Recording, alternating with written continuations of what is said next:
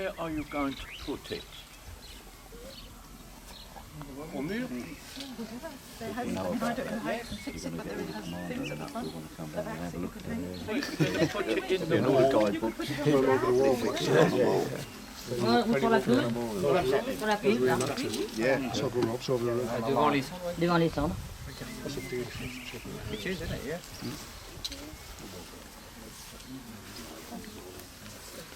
Good place. It's a good place, Fred. Excellent. But we realise he doesn't have any. Most people have stone front. More in there, yeah. That's right, yeah.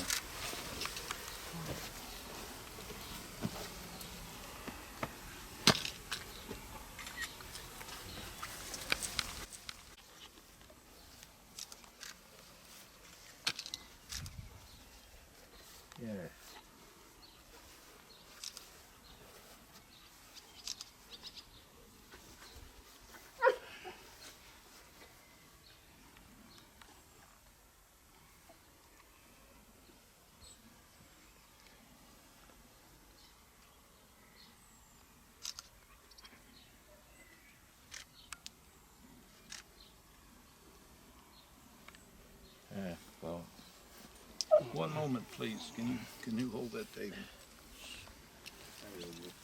Let me hit my one stick, David, so I can get up and down.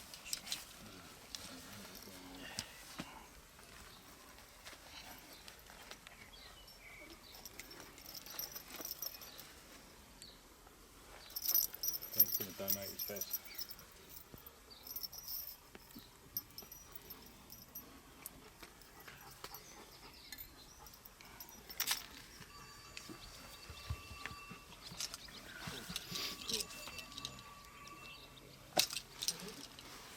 what's that then? It's my medical badge, and I have my religious artifacts attached to it, my Star of David and my cross. And I put my cross there for Freddy. Well, I'm sure wherever Fred's at, they're having a laugh. I think, Freddy, Yeah. that was an excellent job you did there.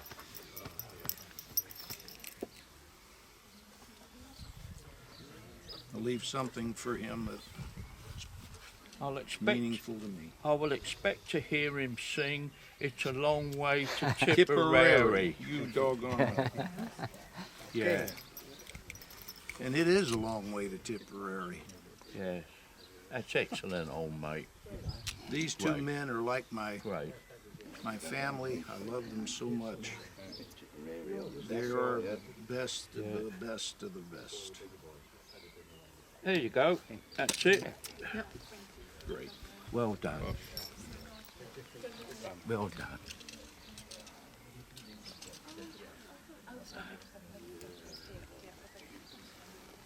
Well done indeed. Let me attach this to that. I don't know. I should just leave it as it is, Yeah. Gene. Well, I presume so, yeah. It's probably I'm been just putting used my to fix chain up. on there so they got something to Yeah, yeah. attach it to or whatever, whether they want to do it. Commando green as well. I'm just gonna Yeah. put it back down with this little thing attached to it is all. There we go. Come on, we've got it. Make sure the wording is right. Gene, I know you've got good intentions, but that is up to Yes, our friend here, and that's what he wants putting down. So, if you wouldn't mind picking that up okay. and leaving it for. It was with good intentions. That's okay. Just leave And I think that is for the family here. Oh, well, it was his anyway to Yes, do what he wanted, yes, not necessarily to stay there. Just for Freddy. You put it where you Yeah. want to, or if you don't want to keep it, that's fine too. It's just, yes, you're right. Thank you. All right, ladies and gentlemen, back we go.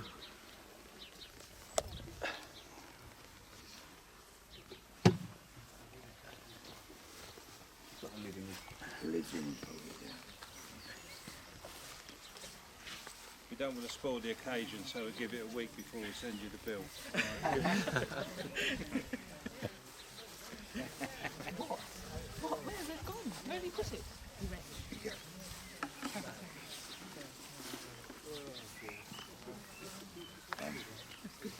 One empty flask.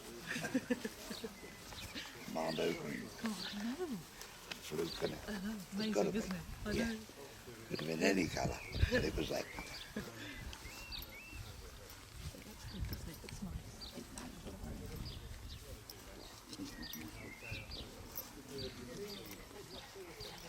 Watch your step, buddy.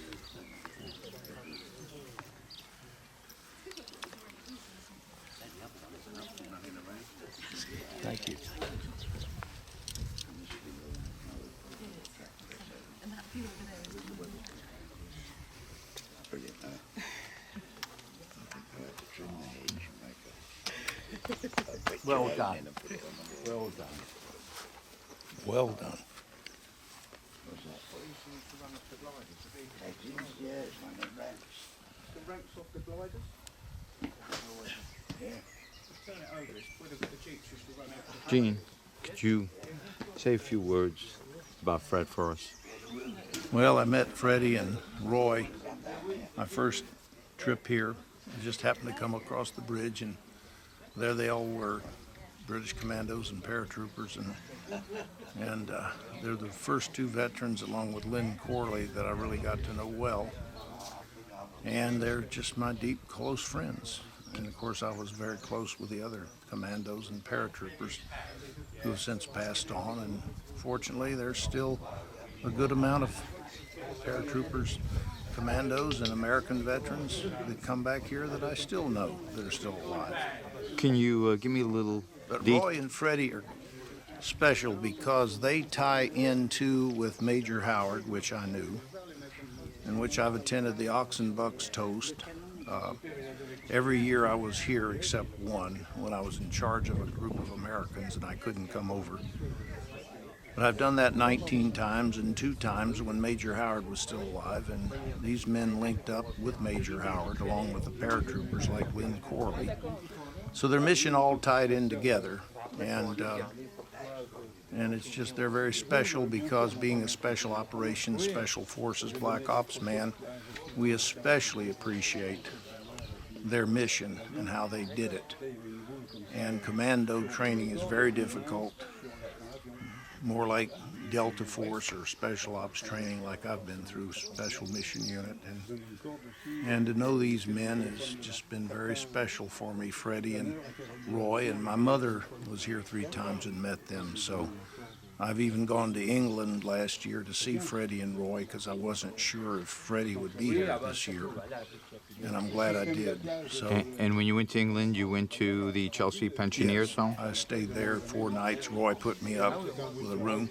And one year when David was not able to get away to go to England to bring the boys over, I went to England. They put me up for a couple of nights on each end, and I brought the boys to Normandy. So That was the year you introduced me to Fred and Roy. yeah, I had the pleasure of meeting them, and right. they touched me in a way that very few people have ever touched me in my life. And to sit with them and listen to them talk and put smiles on people's faces that just pass by, I too consider myself very fortunate. And had it not been for you, that connection may never have been made, or more than likely not made at all. And I can't thank you for what you brought into my heart by meeting these 2 individuals who I will never forget because of your ability to bring me into that special circle. I just want to ask for clarification. They were special soldiers. We did mention that they were commandos. Can you elaborate on the units that they were in during World War II? And so we know, should anyone want to do some research on a particular commando unit and they want to look up Fred Walker's name as well as Roy Gandam's name, they could do a little history. Well, actually, Freddie Walker's picture, along with Jimmy Clinton, who used to come here, and it used to be Jimmy and Burt Beddoes and Roy and Freddie. And Freddy and Roy were number 3 commando. Now, when they first joined the British Army, they weren't in the commandos. Roy was almost sent over in 1940. He would have almost been in on the evacuation of Dunkirk, but France fell so fast he didn't make it over. But he saw his real first action in 1940. He was guarding an airfield with a Lewis gun. Now this is Roy we're talking about at this moment. And he is credited with the anti-aircraft crew of half a credit for an airplane. He can tell you that story. They would fly over fast every day or every other day, whatever, and he knew how to lead, and he hit one of the planes, and he did kill the pilot, because when the pilot ditched, the holes were right where the cockpit was. So they both were obviously in the regular British Army, and they eventually went to the commando training. And Roy told me that as they would train, there'd be a phase in the commando training where they'd have another one of these marches where you really had to walk and run. And if you didn't make it over the finish line, each time it would get longer and faster. And if you didn't make it, he said he saw guys cry because they knew if they didn't make it, then they were dropped. So you had to go through this incredibly hard training to make it through the commando training. And Roy was a natural athlete, and he was also an expert shot with his infield rifle. They had a very hard test. I don't know how true exactly, if I'm right on the money, but I think it was at something like 200 meters in 10 seconds to hit the target 10 times and move the bolt, which is pretty fast, or maybe 15, I don't know. He was very good at that, and he was a Bren gunner down here on the road. When you come back to pick up Valerie, we'll stop and I'll show you that wall. But, just to ask you while we're hot on the topic. They were under the Brigadier Lord Lovett. Peter Lawford played Lord Lovett in The Longest Day. That's who they were under. But the question is the 200 meters and to place 10 shots. Give me that into relationship with Lee Harvey Oswald when he shot President Kennedy. Well, I understand Oswald was actually only about 100 feet. From the motorcade itself? I have a Mannlicher Carcano, and it is possible to have moved the bolt and shot at 100 feet is basically 1/3 the distance of 100 meters or 100 yards. 100 yards is 100 meters is like 109 yards, and because a meter is 39 inches basically, and a yard is 36. So you know it would be not much farther than it'd be maybe 10 yards beyond that wall there. It's the length of a football field. And so Oswald was relatively close, and but he had a scope. We're talking Roy, this was an iron sight test. And the British infield bolt was the fastest, and it held 10 shots because it had a 10-round magazine. And when you bring it up, comes back a little on its own. It's very fast. You can almost fire as fast as a semi-automatic weapon. And so he didn't. His cartridge held how many bullets in that Enfield? Well, the magazine held 10 rounds, 2 5-round stripper clips. They really didn't issue them extra magazines, although the magazine was a detachable. I fired it, and they'd load 2 5-round stripper clips in the top. And Roy told me he used to actually oil them a little bit so they'd slide faster. But on D-Day, he actually shot 8 Germans. He fell asleep, and now this is Roy? Roy. And they were retreating, and they didn't know he was there, and he dropped 8 of them. Roy has shot a German really close in Italy, about as far as from me to Valerie, where he said, hands up, and he had a Thompson. And the guy actually tried to pull his rifle off his shoulder. They were operating behind the German lines, and he did a double tap, and the guy went down. What Roy told me, that the Thompsons were considered such special items that when they did a commando raid, that they would be issued just for that raid. And then when they came back, they would turn it in. You see a lot of pictures of them with a Sten, but if they could get a hold of a Thompson or even a German MP40 that fired the same ammo, that's what they'd use, because it was much better than the Sten gun. The Sten gun's ammo, and 9mm Parabellum, 9 by 19 millimeter, The Soviet Makarov round is a 9 by 18 millimeter, but the 9 millimeter parabellum that the British used in the Sten gun was the same as the 9 millimeter the Germans used. Parabellum means for war. So they could pick up that ammo anytime they needed it if there was a dead German lying around who Yes, well, they could take the magazines and the whole 9 yards, the magazine loader, and of course the German magazines were basically the same size, so they could stick them in there, take the loader, and they were operating. Lynn Corley, who was a paratrooper, told me that they would up their firepower a lot by using the German MG-42 if they could get it, because the Bren gun, even though it's called the machine gun, it loads with a box magazine. It's essentially like our BAR, an automatic rifle, because it's not belt fed. It held 30 rounds where our BAR held 20. But when you're talking about dealing with a weapon with a barrel change capability and a belt fed, that's what made the German squads have so much more power than the others. A lot of people mistakenly say, well, the Germans lost the war because they had a bolt-action rifle. That's not true.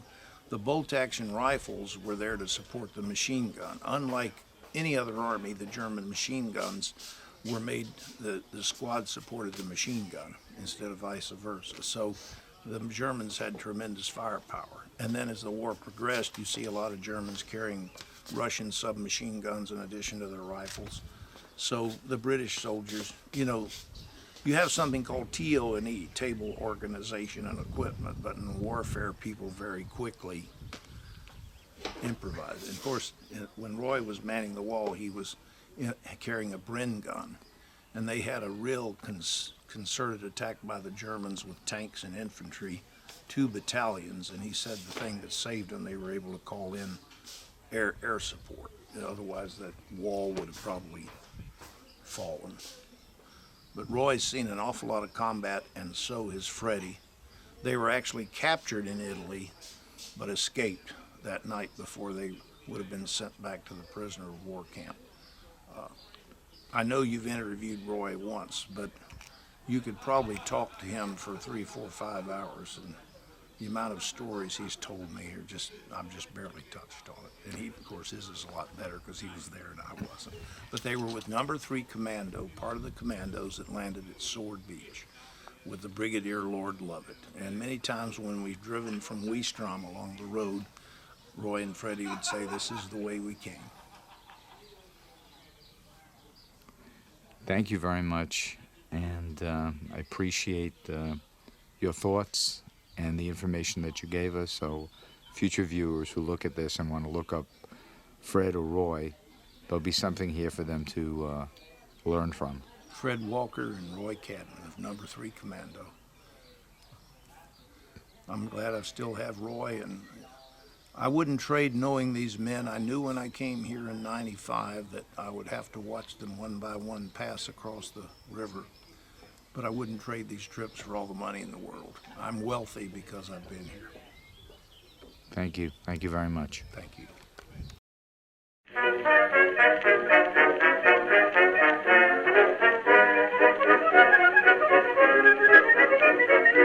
Up to mighty London came an Irishman one day. As the streets are paved with gold, sure everyone was gay, singing songs of Piccadilly, Strand and Leicester Square. Till Paddy got excited, then he shouted to them there, it's a long way to Tipperary, it's a long way to go. It's a long way to Tipperary, to the sweetest girl I know. Goodbye, Piccadilly, farewell, Leicester Square. It's a long, long way to Tipperary, but my heart's right there. It's a long way to Tipperary, it's a long way to go. It's a long way to Tipperary, to the sweetest girl I know. Goodbye, Piccadilly, farewell, Leicester Square.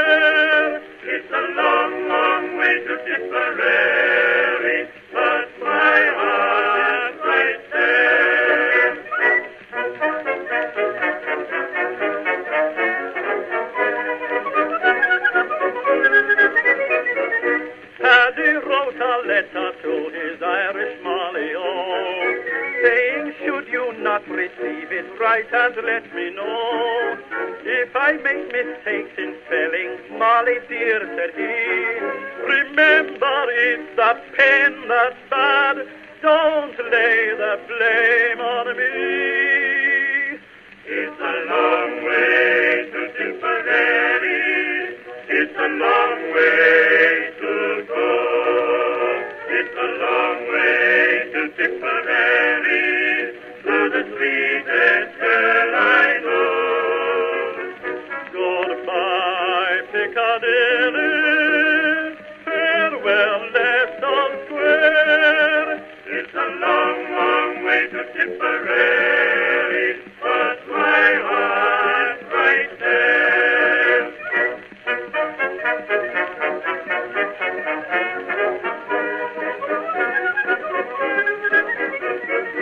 Molly wrote a neat reply to Irish Paddy O, saying Mike Maloney wants to marry me, and so leave the Strand and Piccadilly, or you'll be to blame. For love has fairly drove me silly, hoping you're the same. It's a long way to Tipperary, it's a long way to go.